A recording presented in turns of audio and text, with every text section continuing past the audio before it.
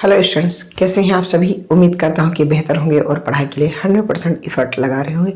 मैं एजुकेटर नसीर अहमद स्वागत करता हूं आप सभी का आपके अपने चैनल इम्बॉल्डन कोचिंग सेंटर में। स्टूडेंट्स, आज मैं सवाल आपको कराने वाला हूं सिंपल इंटरेस्ट के, और वो क्वेश्चन मैं कराऊंगा जिसे एग्जाम में आरआरबी ग्रुप डी पूछ रहा है। स्टूडेंट्स, पहले थोड़ा सा बेसिक आप जान लीजिए और उसके बाद में आपको मैं क्वेश्चन करा रहा हूं।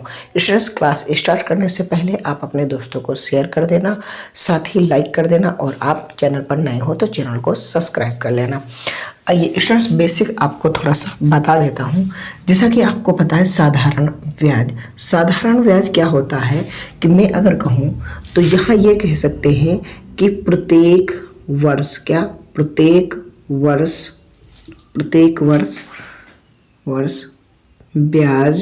प्रत्येक वर्ष ब्याज समान रहता है। क्या रहता है? समान रहता है। ठीक है, कितना रहता है? समान रहता है। हर साल साधारण ब्याज क्या रहेगा?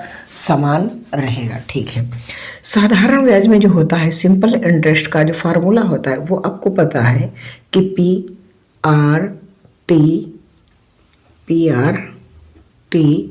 और अपॉन में 100, यानी कि मूलधन गुणे दर गुणे समय। ये आपको बेसिक पता है, लेकिन अगर डायरेक्टली आपको प्रिंसिपल निकालना है तो आप डायरेक्टली कर देना कि साधारण ब्याज ऊपर और गुणे में 100 कर देना और नीचे रेट इनटू टाइम कर देना। ठीक, जब आपको रेट निकालनी हो तो आपको क्या करना है? तब भी आपको SI इंटू 100। अब रेट निकालना है तो P इंटू टाइम कर देना। ठीक, जब आपको टाइम निकालना हो तब भी SI इंटू 100 और अपॉन में क्या लिख देना है आपको? P into R। ठीक, तो ये आपके 4 बेसिक बन जाते हैं आपके फार्मूले। मैं ये कह रहा हूँ कि फार्मूले, लेकिन यही फार्मूले अभी आपकी ट्रिक में कन्वर्ट कर दूंगा और आप समझ नहीं पाएंगे कि क्या इन फार्मूलों से इतनी बेहतरीन ट्रिक बन जाएगी। जी हाँ, इन्हें नोट कर लीजिए आप। अभी मैं आपको इन्हीं से आपको बेहतरीन ढंग से समझाने वाला हूँ। ठीक है, हाँ जी, बहुत ही बेहतरीन ढंग से समझाने वाला हूँ। ठीक, आगे आइए। अब मैं बात करता हूँ थोड़ा सा, जैसा कैलकुलेटिव एग्जाम पूछ रहा है सवालों को, मैं उस पर आना चाह रहा हूँ। आप समझिएगा, आपको रेट दे रखी है 12% वार्षिक। क्या है? आपको रेट दे रखी है 12% वार्षिक। 12% नहीं, आप जो है 24% मान लो। कितना मान लो? 24% दिया है। वार्षिक दे रखी है। कितना दे रखा है? वार्षिक। अब आपको क्या करना है? अब भाई आपसे पूछ ले कि 3 माह का ब्याज बताओ। क्या? 3 माह का। आपसे पूछ ले 6 माह का। ठीक है, आपसे पूछ ले 4 माह का। ठीक है, आपसे पूछ ले 8 माह का। ठीक है, आपसे पूछ ले नहीं हमें 9 माह का। अगर इस तरीके से आपको ब्याज पूछता है तो जो रेट दी होगी, पहले रेट आप महीने में कन्वर्ट करेंगे। जैसे कि कोई आपको साधारण ब्याज कह रहा है मूलधन दे करके कि 3 माह का ज्ञात कीजिए, जबकि जो है रेट कितनी है? 24% वार्षिक है। कितनी है? वार्षिक। तो आप क्या करना, ये जो 24 है ये 12 माह बराबर 24 है। कितना है? 12 माह बराबर है 24%। तो 3 माह की रेट कितनी हो जाएगी? तो 3 माह की अगर आपको रेट निकालनी है भाई साहब, तो आपको क्या करना है कि 24/12 और गुणे में 3। ठीक है, ये 12/12 दूनी 24, यानी कि जो 3 माह की रेट बनेगी ना, तो वो भाई साहब मात्र 6% बनेगी। कितनी बनेगी? 6% आपको रेट पे, मूलधन पर आप रेट निकाल लेंगे, आप साधारण ब्याज आ जाएगा। अगर आपसे कहता नहीं हमें 6 माह की बताइए, तो आप फिर से ऐसे लिखो कि 12 माह बराबर 24%। ठीक, तो आपको 6 माह की चाहिए ना, तो 6 माह की, तो जो दिया होता है हम उससे करते हैं भाग। हम 12 से कर देंगे भाग और गुणा कर देंगे 6 से, तो ये 2 बार चला गया और 6 दूनी 12, यानी कि अगर छमाही में अगर रेट आपकी पूछी जाएगी तो 12% हो जाएगी। कितनी दोस्तों हो जाएगी? 12%। ठीक, आगे मैं बता रहा हूँ। अब जैसे आपसे पूछ लेता नहीं 9 माह की बताओ, तब भी आप यही कहते कि 12 माह बराबर आपको रेट दे रखी 24%, है ना। तो 9 माह बराबर कितनी सर हो जाएगी? तो मेरे बड़े छोटे भाई बहनों, आप फिर से बटे में 12 कर देंगे और जो निकालना होता है उससे कर देते हैं गुणा। तो ये भाई साहब हो जाएगा 2, यानी 9 दूनी 18% उसकी रेट लगती जब वो 9 माह का कहता, तो मात्र 18% की रेट पर आप करते। यानी हर 9 माह पर अगर ब्याज दे रहा है तो 18% रेट लगती, ना कि 24%। ठीक है, उम्मीद करता हूँ। अब देखो 4 माह की बची है और 8 माह की, वो भी निकाल के मैं बता रहा हूँ। तो जैसे कि 12 माह बराबर आपकी 24% रेट है, ठीक है। तो 4 माह की सर कितनी रह जाएगी? तो 4 माह की अगर आपको निकालना है तो आप 24 रेट बटे में कितना कर देंगे? 12 और गुणे में 4 माह। ठीक, तो 12 दूनी 24 और 4 दूनी 8, मात्र उसको 8% रेट पे उसको ब्याज निकालना पड़ेगा। ठीक है, आगे 8 माह का निकालना है तो निकाल लो। वही बात है कि 12 माह बराबर 24% है, तो आपको निकालना है 8 माह का, तो 24 बटे में 8, गुणे में बटे में 12 गुणे में 8, क्योंकि 8% का निकालना। तो ये 2 बार कट जाएगा, 8 दूनी 16%। तो ये भैया कितनी रेट पड़ेगी? 16%। तो इस तरीके से आप अपनी क्या है रेट को चेंज करेंगे। अगर माह में दिया हो, वार्षिक दिया हो और माह में निकालना हो तो सीधा आप बना लेना।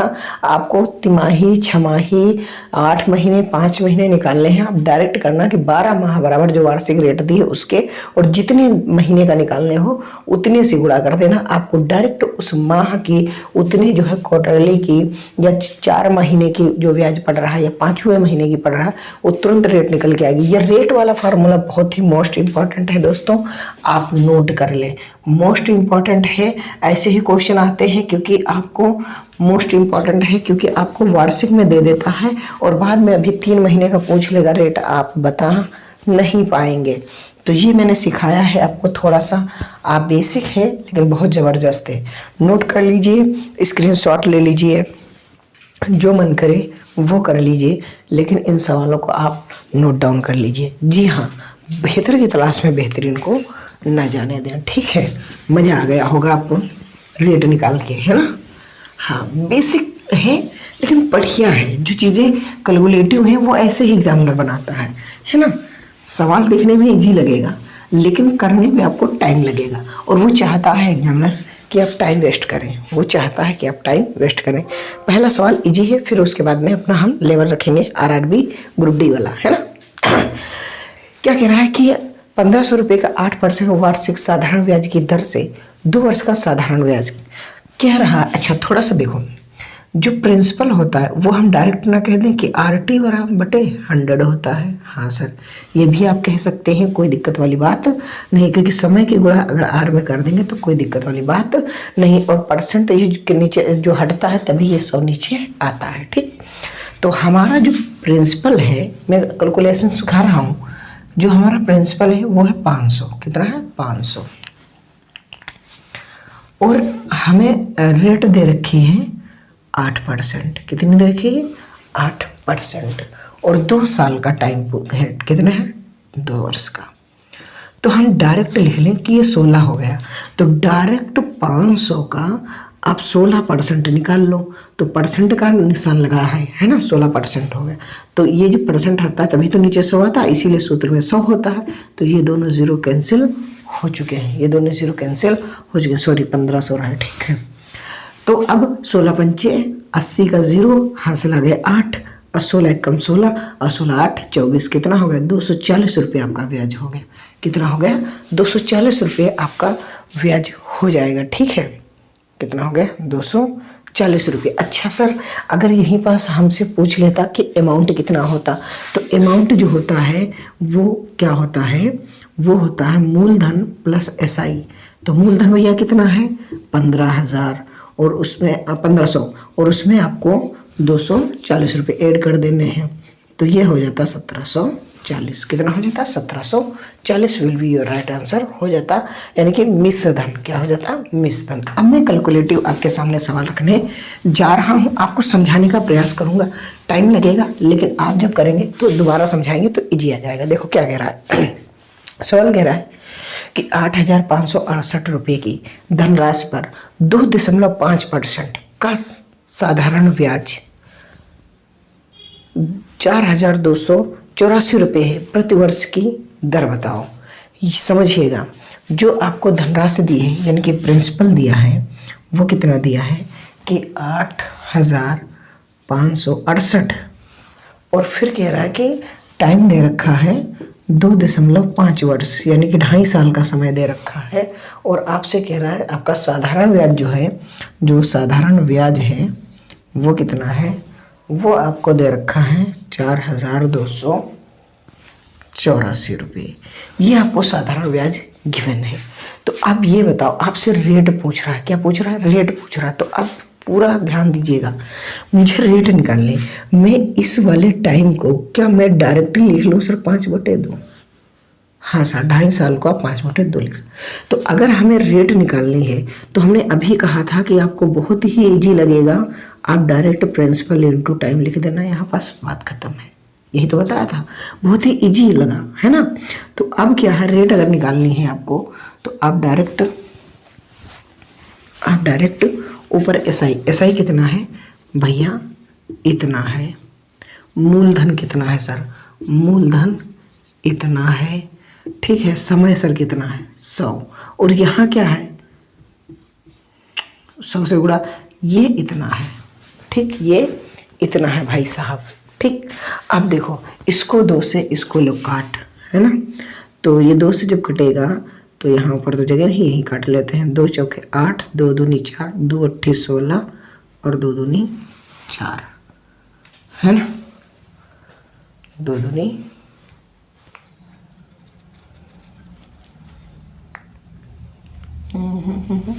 प्रिंसिपल 68 है यार, कितना है 68 है। तो 2 अट्ठी 16, 2 चौके 8, ठीक। तो ये कट गया एक बार में। अब 5 से इसको काट लोगे 20% आ जाएगा। 20% will be your right answer. 20% आपकी रेट आ जाएगी। समझिएगा, फिर से समझिएगा, बहुत ही आसानी से मैंने बताया। मैंने क्या कहा, आपको मिलेगा किस पे? रेट हमेशा मूलधन पे मिलेगा। ब्याज जो है मूलधन पर ही ब्याज मिलता है। रेट मिलेगी तो मूलधन पर कितने 100 से गुणा कर देंगे, और कितने समय के लिए था, तो ये 5/2 था। इससे 2 से इसको काटोगे तो ये इतना बन जाएगा, ठीक। कि 2 चौके 8, 2 दूनी 4, 2 अट्ठी 16, यहाँ यार 8 है यार, और 2 चौके 8, ठीक। अब इससे ये कट गया पूरा। 5 से इसको काट दोगे 20 मरतबा, ये 20% राइट आंसर है। कितना आ जाएगा? 20% will be your right answer. Calculative ऐसे बनाएगा वो एग्जामिनर। दिखने में इजी है पर कैलकुलेशन कोई 0 से 0 कटने वाला नहीं है। अगला सवाल देखिएगा कि कह रहा है 4,800 रुपये की धनराशि पर 1.5 वर्ष यानी 1.5 वर्ष का साधारण ब्याज 1,152 रुपये है, तो प्रतिवर्ष की दर डायरेक्ट दर ज्ञात करनी है, ठीक है। आप मेरे से समझो कि आप रेट निकालना है तो 1,152 ऊपर साधारण ब्याज, नीचे मूलधन कितना है 4,800, ठीक है। समय कितने के लिए लग रहा है? 1.5 साल का। तो 1.5 साल को हम 3/2 लिख लेंगे, ठीक है। 3/2% बनाने के लिए 100 से गुणा, तो भाई साहब ये 2 0 कैंसिल हो गए हैं, ठीक है। 2 से इसको काट लेंगे, 2 दूनी 4, 2 चौके 8, ठीक है, ठीक है सर। तो ये अब हमारा बन चुका है 1152/24 गुणा 3।